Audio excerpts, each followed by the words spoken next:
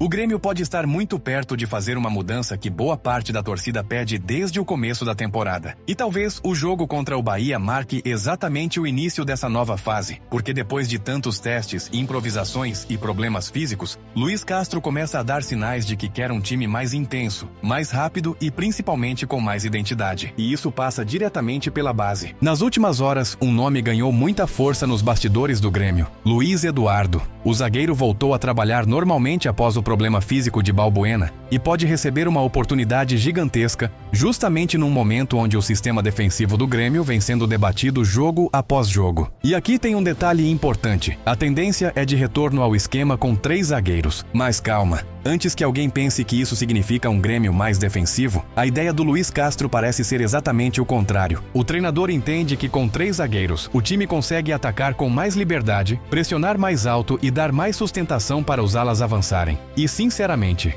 isso faz sentido olhando para o momento atual do elenco. O Grêmio sofre quando precisa proteger espaço em transição defensiva, principalmente sem intensidade no meio-campo. Então, a utilização de 3 defensores pode ser muito mais uma tentativa de equilibrar o time do que simplesmente retrancar. E o mais interessante de tudo é o possível trio defensivo: Luiz Eduardo, Gustavo Martins e Vieri. 3 jogadores formados na base gremista, 3 atletas jovens, 3 nomes que representam justamente aquilo que a torcida tanto cobra há muito tempo: mais espaço para quem vem de dentro. E isso não acontece por acaso. O Grêmio vive um momento onde precisa competir dentro de campo, mas também precisa pensar financeiramente. E a valorização desses jogadores passa diretamente por sequência, confiança e minutagem. Vieri já virou alvo europeu.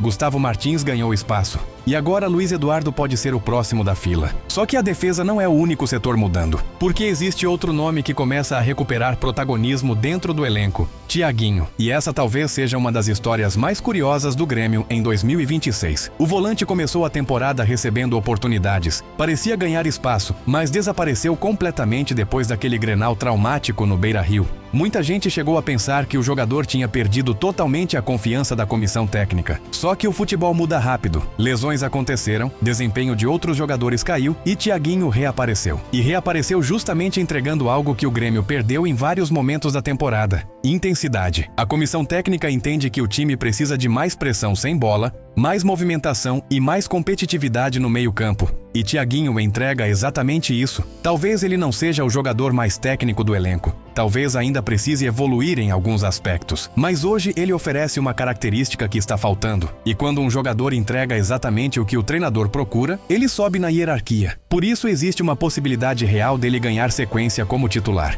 Pode jogar ao lado de Noriega. Pode jogar junto com Léo Pérez dependendo da estratégia. Mas o fato é que Thiaguinho voltou para a disputa. E isso muda completamente a dinâmica do setor. Agora, enquanto algumas notícias animam, outras preocupam bastante, porque o caso Arezzo voltou a gerar tensão nos bastidores do clube. O River do Uruguai está cobrando uma parcela atrasada referente aos direitos econômicos do atacante. O valor gira em torno de $100 mil, algo próximo de R$500 mil.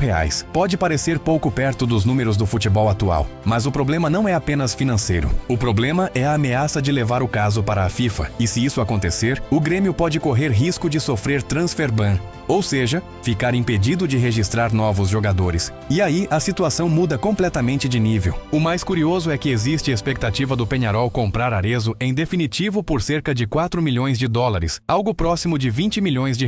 Só que até isso acontecer oficialmente, a situação continua aberta. E no futebol a gente sabe como funciona: promessa não paga conta. Então o Grêmio precisa resolver isso rápido, porque um problema administrativo desse tamanho no meio da temporada pode virar uma dor de cabeça enorme justamente num momento onde o clube tenta reorganizar o elenco e estabilizar o desempenho dentro de campo. Enquanto isso, Luiz Castro tenta construir um novo ambiente para o segundo semestre. E aí entra uma informação importante: o Grêmio já definiu parte do planejamento para o período da Copa do Mundo. O clube fará um amistoso contra o Cascavel no Paraná durante a intertemporada. E isso mostra que existe uma preocupação muito clara em não deixar o time perder ritmo. A ideia é simples: usar essa pausa como uma mini pré-temporada. Os jogadores terão férias curtas, depois retomam trabalhos físicos e começam uma sequência de amistosos e jogos preparatórios, porque internamente existe o entendimento de que o Grêmio precisa voltar muito mais forte depois da parada. E honestamente, talvez essa seja a maior missão do Luiz Castro até agora. Mais do que encontrar um esquema ideal, ele precisa reconstruir a confiança do time, recuperar jogadores jogadores e dar identidade para um elenco que passou boa parte da temporada oscilando. Só que agora começam a surgir sinais interessantes. A base ganhando espaço, Thiaguinho reaparecendo,